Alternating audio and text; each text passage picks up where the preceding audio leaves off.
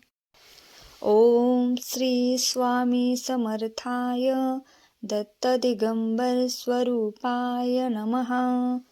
ओम श्री स्वामी समर्थाय दत्त दिगंबर स्वरूपाय नमः. ओम श्री स्वामी समर्थाय दत्त दिगंबर स्वरूपाय नमः. ओम श्री स्वामी समर्थाय दत्त दिगंबर स्वरूपाय नमः.